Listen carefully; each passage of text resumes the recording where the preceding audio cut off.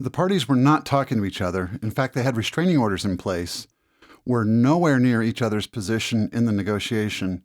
And by the time I got involved, we only had one day to get a solution. Well, we got it done. I'll show you how. Welcome to the Pro Se Divorce Podcast, where you can learn how to turn mediocre mediations into major successes. My name is Tom Davis, and I'm a certified professional divorce mediator in Denver, Colorado.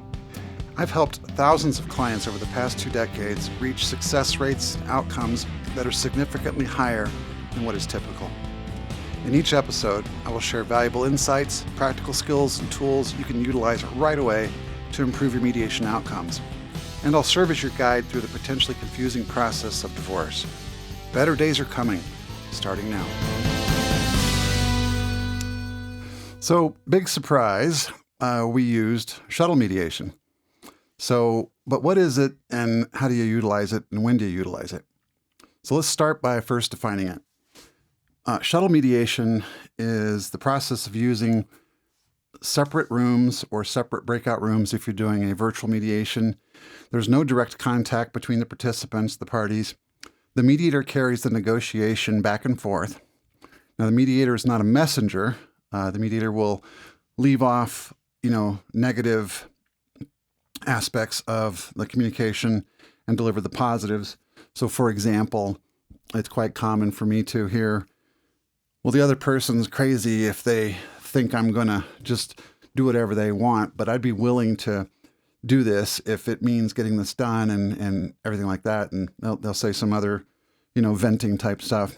And then when I go to the other room, I say, yeah, they're agreeable to try this with you. And I usually get a response back, really? They said that? And that's basically the truth. So yes. So we basically leave off the negatives because there's no point in conveying those things. And we stick to the essence of the agreement that will move it forward.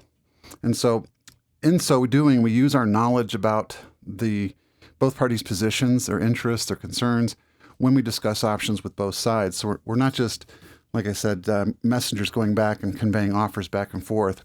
So you want to tap into what the mediator is, how they're structuring and proposing proposals and the communication back and forth, because they're utilizing this knowledge, and you can tap into that to narrow the gap between, you and the other party. There can be some issues with shuttle mediation. If the mediator forms a bias or the mediator does not accurately convey information effectively, that can create some issues, miscommunications, and things like that. And it may be hard to detect since you don't know what the mediator is saying or what the mediator is hearing when with the other party. However, this process can convey the benefits of mediation to parties who cannot otherwise interact, and therefore is a very powerful feature of mediation and can produce solutions when there is no other option. At the end of the shuttle mediation process, if there is an agreement reached, the mediator may have both parties commit their agreement by signing a summary agreement where the basic points of the agreement are listed, and then follow that up with a more detailed written agreement called a Memorandum of Understanding, MOU, or the court documents filled in if the mediator is serving as a scrivener or the mediator is also an attorney. So that's basically what shuttle mediation is. How do you utilize it? There's 2 primary settings for shuttle mediation. One is in person, and the other is virtual, video conference or teleconference. And so in-person meetings would be 2 separate physical rooms, and the mediator goes back and forth. And then obviously in like a video conference, you and the other party would be in separate breakout rooms, and the mediator would leave your session, join the other session, and all that. Now all of mediation is typically done real time with both parties present, but in different locations. And so that is, that way the mediator can go back and forth as they need to clarify information, and you're available. And so that there's a couple of, considerations or expectations to have with this process that can be surprising if it's your first time. And so you want to, I'll go through some of those things here now to help you with what to expect. One One of the most frustrating things about it is that you're paying for the whole time, even when the mediator is with the other party. And so, the mediator may be over at talking to the other side for longer or shorter periods of time, or with you longer or shorter periods of time. And so there can be this reductive thinking that I'm paying for the time. I want to have more face time with the mediator, or I want the mediator to spend exactly as much time with me as they do with the other party. And if the mediator spends more time with the other party, there could be a perception that the other party is getting more value because you're paying for the mediator to talk with the other person more. And so one of the expectations I would have for you is, instead of looking at it like you're getting value when the mediator's talking to you, look at it as the mediator is going to spend their time where it's most needed. And so if they spend most of their time in the other room, it's because that may be where more time is needed. So as an example, I have cases where I sit down with a party and one side basically is pretty realistic in their expectations, and they are not emotionally activated as much. And so they're pretty much, dialed into a good place. And then so that conversation happens relatively quickly. And then I go to the other side and they're dealing with a variety of issues. Either they're not emotionally receptive, they're activated, they are still in some type of denial or bargaining about the whole situation, not really present in the terms of the negotiation. They're angry, they're bitter, there's stuff going on, or they're misunderstanding the process. And so I end up spending more time with that person to help educate them and help, get to, the real essence of what we're here to talk about. And that can take some extra time. And it may be really, difficult for the other side who's sitting there waiting for me when I thought I was going to be gone for 20 minutes and I come back 40 minutes later. That can be a little nerve-wracking sometimes. So if that happens, you can just confirm what's going on with the mediator, but that doesn't necessarily mean that the other person's getting more value. It just means that's where more time is needed typically to move the whole conversation forward. So in that example, the mediator is working very hard for you because this is probably, indicative of conversations that you were not able to have with the other party because of similar reasons.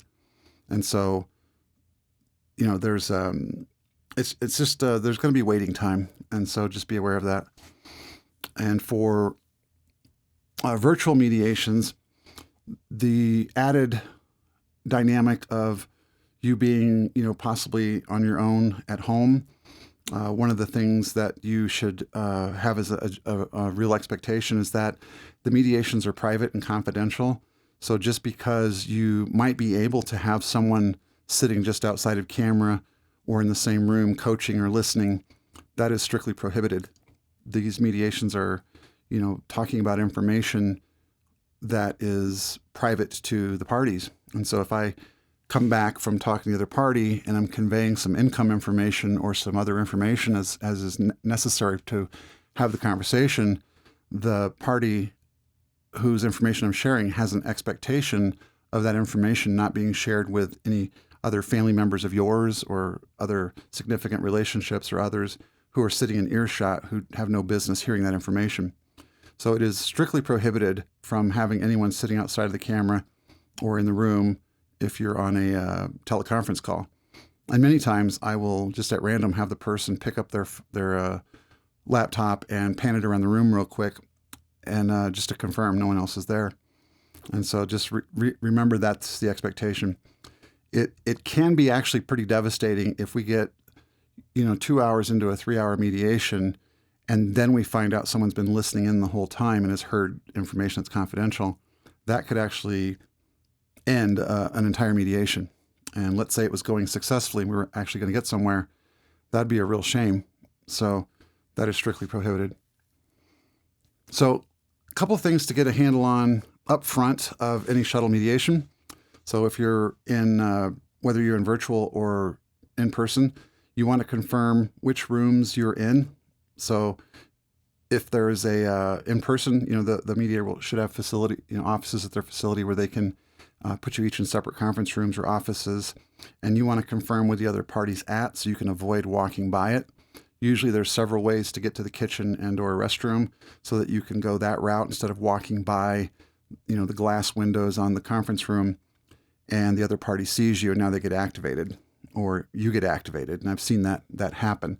So you really want to understand where they are so you can avoid them, particularly if there's any restraining order restrictions in effect at the time, but also just to avoid doing it because it's really disruptive when we're in the middle of talking and the other party, sachets by the window and now we're talking about that now.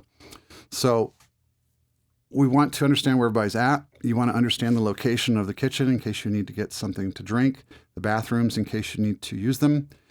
If you're in person, obviously, you'll want to get any door codes for the bathroom and or the conference room if there's any, so you can let yourself in and out and try to keep your out of office time to a minimum because at any moment the mediator may return. And if you're out, in the lobby or making a phone call or out there or something and the mediator can't get a hold of you, it could be disruptive to the flow of the mediation. You want to make sure you get any Wi-Fi access information up front so you have the ability to connect to the internet if you need to. And you'll want to have some type of office contact so that if you need something while the mediator is busy with the other party, you have someone to help you or somewhere to go to get information or get some assistance with something. You'll also want to confirm the arrival and departure procedures and times for both parties. This can be really helpful in avoiding escalations in the parking lot or in the lobby. And usually what I do is try to stagger start times, about 15 minutes apart. So someone will get there 15 minutes early and get them in the room and then get them situated. And then I go greet the other party and put them in the other room so they don't bump into each other, especially at the start or, that can be disruptive to the initial starting tone of everything. And then we also want to avoid it at the end. So I'll release a party, 15 minutes early, give them a chance to get out and get to their car and get gone before I release the second party. And so that is those procedures are going to be helpful for you both to know what they are so you know when to show up and how to avoid the other party. Some things to bring to your mediation, having snacks and water or coffee or tea is good. Try to avoid drinking too much where you have to run to the bathroom a lot if possible. And you want to bring court paperwork if there is any references to things that should have been shared up front with the mediator, but just have copies of things there. Maybe in case there's income questions, having your tax returns or other important financial documents or other documents handy in case they're needed would be a wise move. That way the mediation can easily access them and keep moving forward productively without having to take a break while you look up the information. You're going to want to bring notebook, pens, pencils, so you can take notes as you go. Usually the mediator can provide these things, but I wouldn't rely on it. Sometimes they won't have an adequate notebook. Sometimes they'll have notepads, and it's not sufficient for taking good notes and mapping out ideas. So it's a good idea to bring your own situation that you're comfortable with and that works for you. If you want to bring a tablet or a laptop, if that's needed, do that. Do bring, however, earbuds or headphones. So if you're doing anything like watching or listening to your device, it doesn't make noise, as usually there's other activities going on in adjacent offices or conference rooms that could be disruptive. And you can also bring any distractionary activities or reading materials so that if the mediator's gone for a while, you have something to distract or occupy your mind. But just keep it positive, maybe something lighthearted to help you distract you from things and keep things moving in a good direction for you there so you can take a mental break and be ready. Things not to bring to your shuttle mediation. First, your children. I can't tell you how many times, we bring this up. People show up with their young children and they say, sorry, I couldn't find anywhere else to put them. And it's like, well, where are we going to put them? Because we can't put them in the room while you're talking about things that might be inappropriate. So they can't run around the lobby or the office unsupervised. That may not be okay. And so make arrangements. If you can't, coordinate with your mediator up front so that there's no issues with you bringing your children, because at that point you're kind of stuck. You're either going to have to leave the mediation and And usually most mediators have a cancellation clause, so you might still have to pay for the entire mediation session, even though you're not going to have it now. So you want to really take this seriously and think about these logistics before you get in there. Other things not to bring, your family members, significant others, unless it's cleared by the mediator. So the mediation is between the two parties, and it has, usually no direct concern with third parties. Even though you may be remarried and they're part of your life, they're not a third party to you. To the mediation, they are. Again, we have confidentiality to manage, things like that. And also, we want to try to avoid, the mediator wishes to avoid, at least I do, having third parties having a strong voice or presence in the negotiation, because it's really up to the authorized participants who are supposed to be there. If you do have an interest in bringing someone, then clear it with the mediator and confirm that it's okay that they come but sit in the lobby. Even that can be an issue if both parties bring supportive, people with them, because then those supportive people now can be in the lobby or the waiting room, and that can escalate. So we really try to avoid doing that, and just clear all that with the mediator before you come in. The other thing I would say is avoid bringing any complete meals or have DoorDashed or delivery of complete meals. That's also can be very distracting and inappropriate in some cases. Those kind of things. Lunch should be coordinated with the mediator. Again, bring snacks all you want. It's really important to keep the blood sugar up and not get frustrated and tired and irritable because you're, hungry and getting, irritated by that. But we want to avoid bringing in, really, aromatic, large meals that take over the conference table or things like that. So that's something you should coordinate with your mediator. One of the biggest aspects, as I mentioned, is the waiting in between mediator visits with you. So try to make this time productive. Sometimes it could be 10 minutes. Sometimes it can be a minute, when they just go ask a question and come back. Sometimes it can be an hour. So again, the mediator is trying to make the best call all the time about where to spend their time and how to keep the pace going and keep enough back and forth going to make it valuable. But sometimes we honestly get stuck with the other party, and we need to explain things or work through some emotions so we can get back to a productive thing, or we have a momentum going that we really want to capitalize on before we come back. Because if we just come back and say, sorry, we were getting somewhere, but I know I left you alone, so I'm coming back empty-handed, but just so that you see me, I'm showing up, people can get irritated with that. It's like, I wish you just stayed and got the info. So keep yourself productive when you are left alone in the room or on the video conference. So if the mediator doesn't give you anything or assign you something to do during their time away, ask, is there something I should be doing? A lot of people take this as a break. Like, I've stated my offer, go deliver that offer and let me know how it goes. And then they sit around and don't do anything productive. And this is time that you should be spending productively. You're working. The mediator's working over there. You should be working too. And so if you don't know what to work on, ask the mediator and they should give you something. And you might be told you could start brainstorming some solutions. You can start to really evaluate your goals better.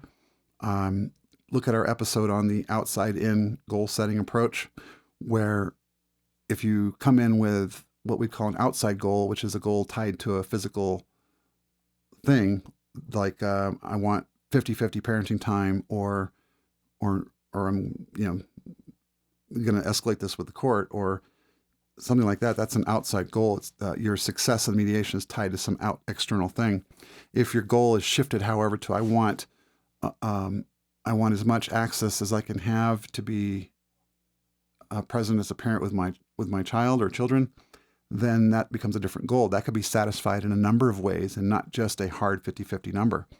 And so that might mean things like maybe you could be more active after school without having the overnight, for example. Like, if it's, again, we have to think about transitions and exchanges and stuff, but all things being good, there may be some productive things that might be available to us that don't translate into hard overnights, for example. So thinking about what your actual goal is and trying to move it to an inside goal, which is tied to a value and not an external limited quantity thing, like number of overnights or something like that. That could be a productive use of time. So it offers up flexibility in your negotiations with each other, so that there's many ways to solve inside goals, but only one way to solve an outside goal. So that could be an incredibly good use of your time.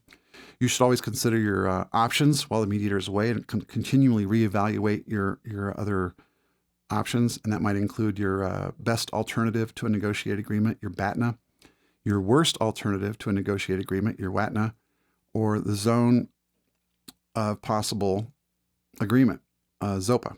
And these are some pretty rudimentary negotiation terms, and we have a whole episode on that, so you can look at that. But you should always be reevaluating your options, so that's a productive use of time.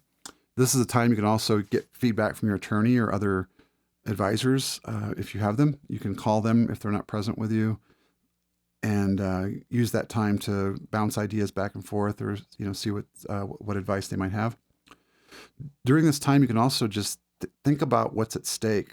What is it you're trying to achieve or avoid, I guess, either way. But keep in mind what's really at stake here. Your children, access to your children, that type of thing, or your level of conflict, your mental health, etc. So think about what's really at stake in terms of, if you want to dig in and get a certain level of overnights, or you're going to throw it to the court, that might put one of your primary goals, which is having more access with your children, in jeopardy, because the court may decide to do something completely different with the overnights, and you lose track of what's at stake, and you end up getting hung up on overnight counts, or some positional commitment you've made to yourself or your attorney or even the other party, and you're choosing to be inflexible.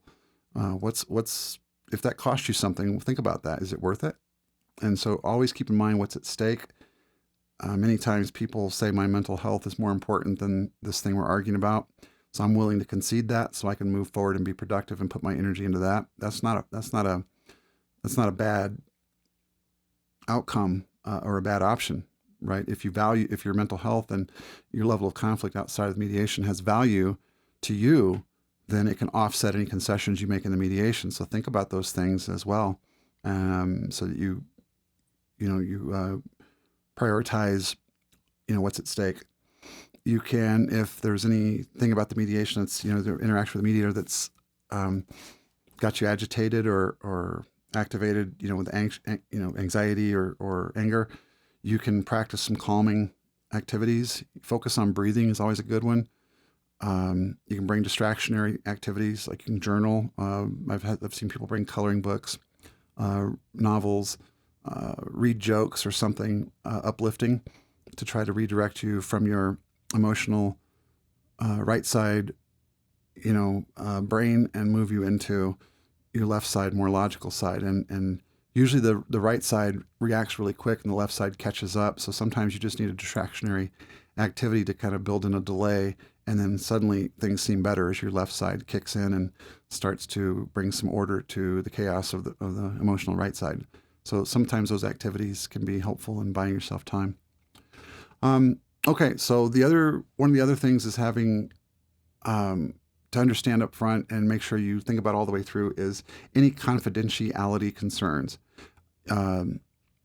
Mediators have different assumptive guidelines around what is confidential. Some say, unless you flag it as confidential, I'm going to share whatever I think I need to get movement on the other party. Others say everything discussed in here is confidential, and if I need to use something, I'm going to ask permission. So you want to clarify. You don't want to assume that let's say you've been through mediation 10 times before, and every time that mediator has said everything in here is strictly confidential, and now you're on your 11th mediator, and that mediator operates differently and starts sharing information because they operate differently. And so you're going to want to not assume and clarify, especially if there's anything confidential that you want to make sure isn't shared with the other party. And sometimes this can be things as simple as if there's safety concerns, while we have to work through sharing of financial information with each other, so we have a disclosure so people see how we're generating the child support, for example. If the mediator knows that there are safety concerns, then they may, they can share the income information without showing the pay stub, which has your address or your employer on it, information you may not want the other party to know if there's any safety concerns, for example. So these kind of things are important to think about. So the mediator is also in sync with you about what is going to be shared and what is not going to be shared. Okay, so next, when is shuttle mediation used? So here are a couple things. When there is going to be no joint sessions at all, then we have shuttle mediation. So if we're having some joint sessions, but we're also having some one-on-one sessions with a mediator, but we're going to at any point get together into a joint session, we don't have shuttle mediation. We have private caucuses. So one-on-one meetings with a mediator that make end in coming together, or work with joint meetings and in one-on-one meetings together. All that then is private caucuses. If you're never going to get together, we have what's called shuttle mediation, and they are different, although the behaviors and process might seem similar, and there might be a lot of overlap. Shuttle is definitely in place when there's no joint sessions at all. Shuttle will be used when the mediator or the attorney will identify you as a high conflict couple or a high conflict discussion. So that may be when we resort to shuttle. When there's any safety concerns between the parties, shuttle may be necessary or appropriate for the situation. If there's any restraining orders or no contact orders by the court, then shuttle is going to be used. Also, when either party just requests it and the mediator deems it appropriate, then we'll use shuttle. So that might be necessary sometimes if there's not a safety issue or a court order to not occupy the same space or have contact, but maybe it's more of I get intimidated when I'm with the other party and I tend to defer or shut down. Well, maybe we should use shuttle then so that doesn't happen. And so those are some good times when to utilize shuttle mediation. Some special considerations with shuttle mediation, restraining orders. So parties who have restraining orders that either say they can't be within a certain proximity of each other or that they may have no contact with each other, and that really means no contact. So running into each other in a mediator Zoom call or a video conference call could violate that restraining order, and then that could create some real problems. And so you really want to, when there's a restraining order in place and you're going to mediation, work with the mediator on confirming that you have the appropriate authority and authorization from the court to conduct the mediation. What this looks like is, even though the court may order you to mediation, and this gets a little sticky, but the court says the parties must attend mediation and the court knows you have a restraining order, you still should confirm that you have what's called special permission from the court, or that it's written down that the parties have an exception to their restraining order to participate in the mediation. And typically courts will be proactive and say that the parties may communicate via the mediator or directly as a function of the mediation if the mediator deems it appropriate, and they may put that in the order to mediate, right? But they don't do it all the time. And I don't know, maybe someone else can explain this to me and to you, but if the court knows that there's a restraining order in place, they've ordered you to mediation.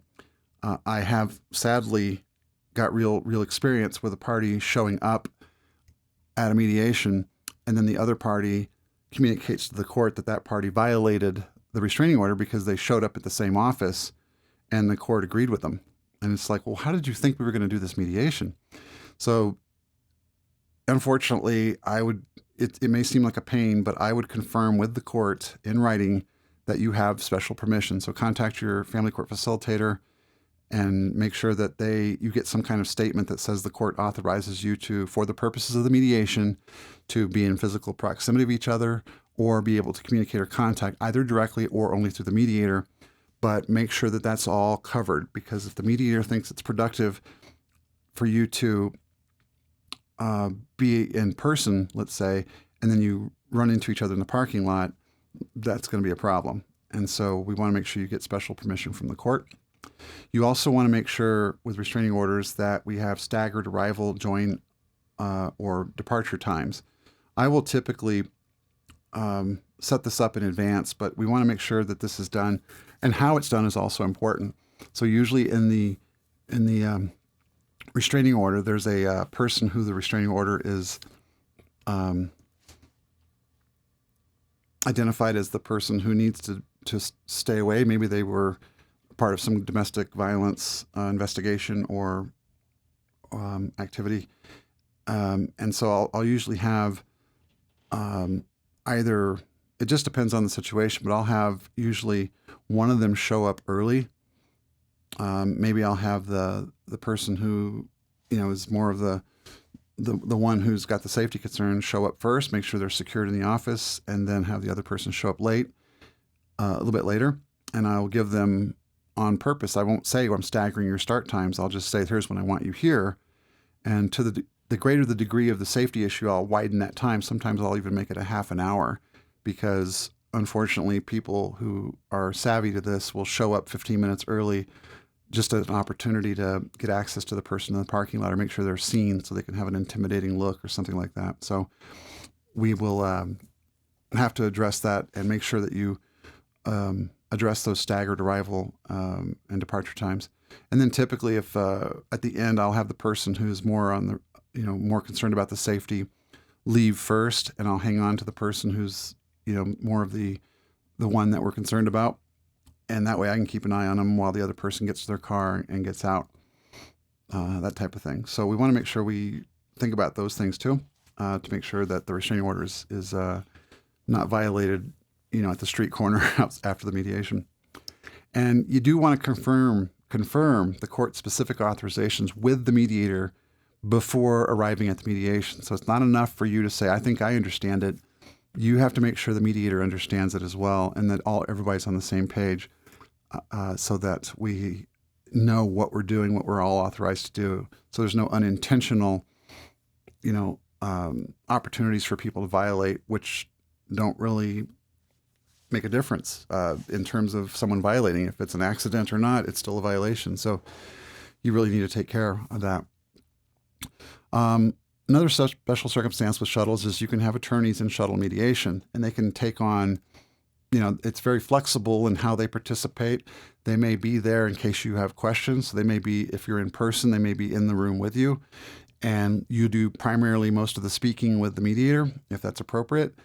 They may speak on your behalf if there's an issue advocating, or if there are, concerns about you talking directly with the mediator. And you both determine it's better if the attorney addresses that on your behalf, then the mediator will speak directly with the attorney, and you can confirm or, agree or participate that way.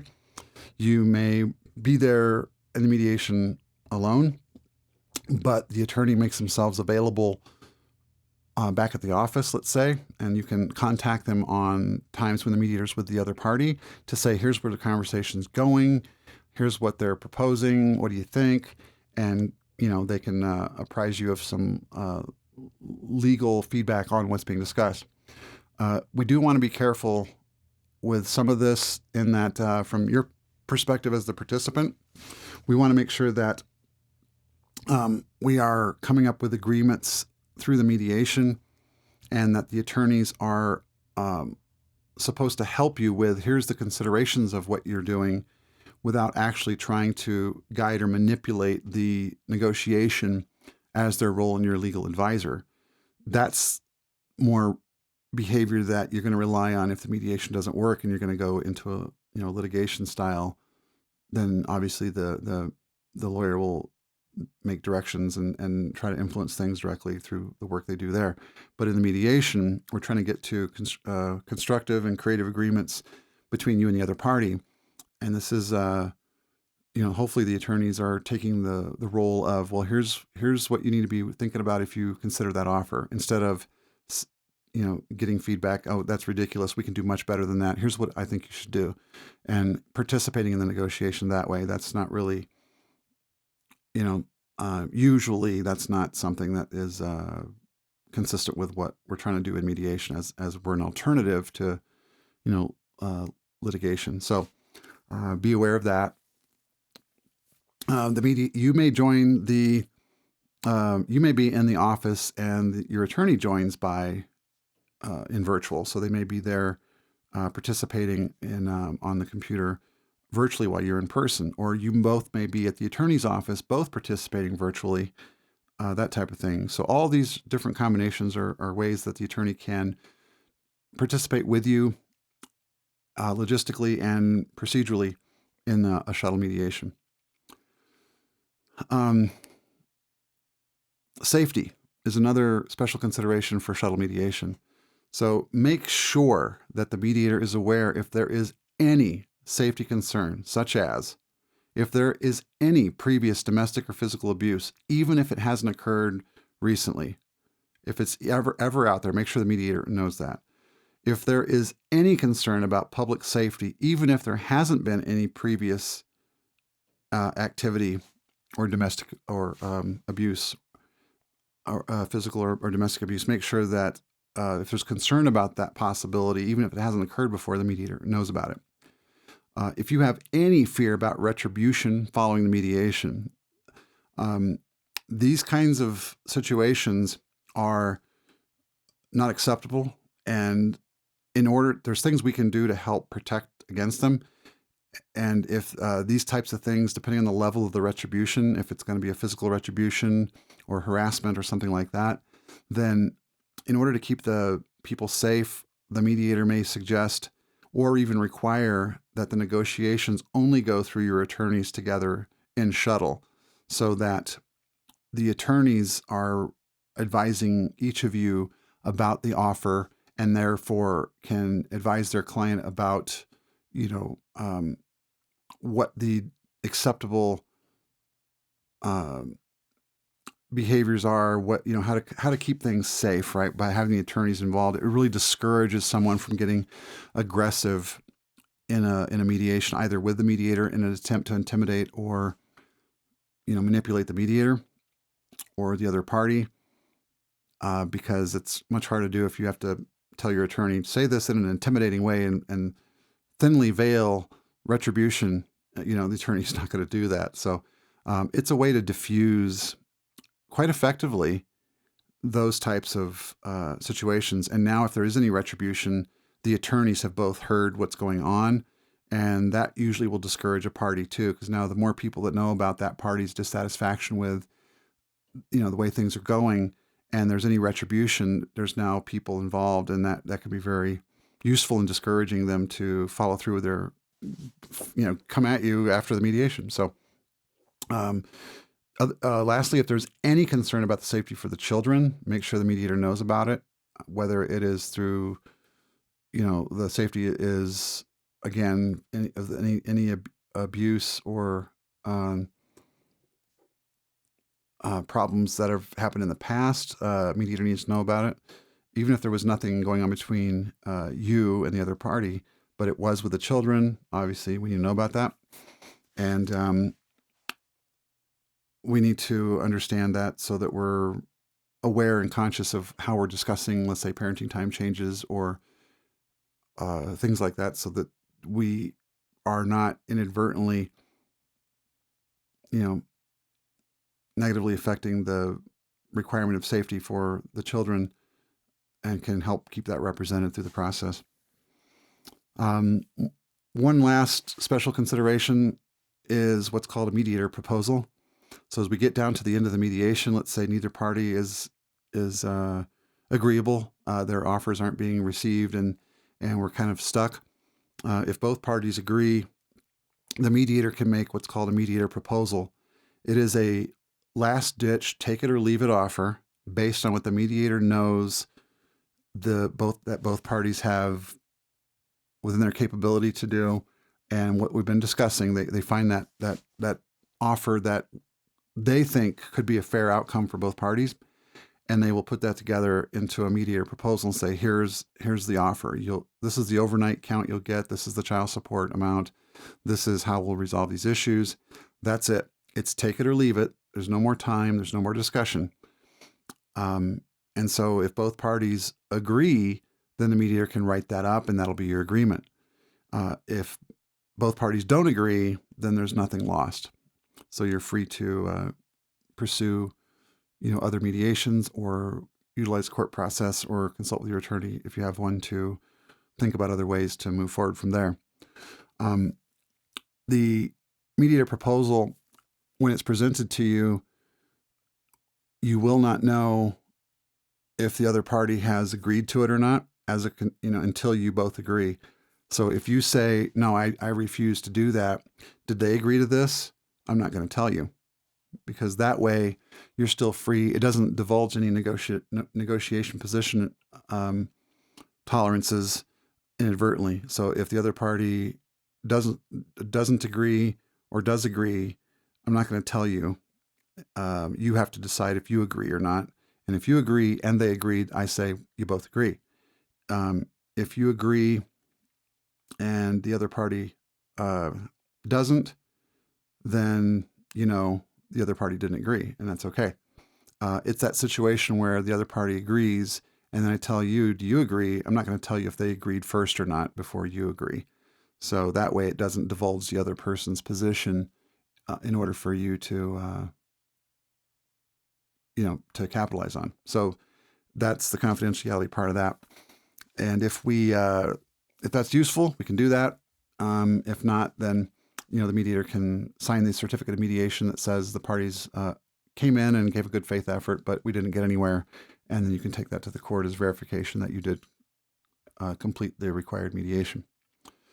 So I know it's a lot of information, but I wanted to cover all that so that you knew the kinds of things to consider, the kinds of things to talk about with your mediator, to discuss for their specific practice, their approach.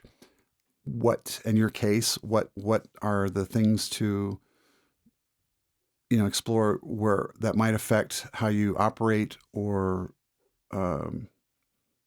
work through the, in your specific case. So, the case we mentioned at the top of this episode certainly was not positioned well for success when it came to me.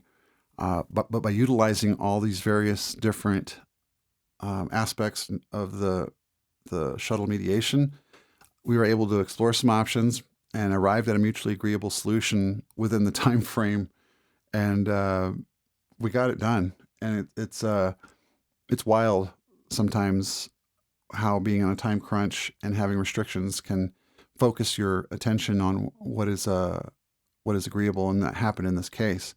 So the benefits of the mediation, the control, the cost savings, the avoidance of other, worse alternatives, all were accessed by these parties, even though real communication and interaction between them was not even a possibility. We still got the benefits of the mediation when that was the case. So that's how powerful shuttle can be. Okay, in our next episode, we are going to discuss the different outcomes of mediation, as it is actually more than just either successful or unsuccessful outcomes. We will explore how not coming up with an agreement may not be considered a failure, and what it looks like when reaching an agreement may not actually be considered a success.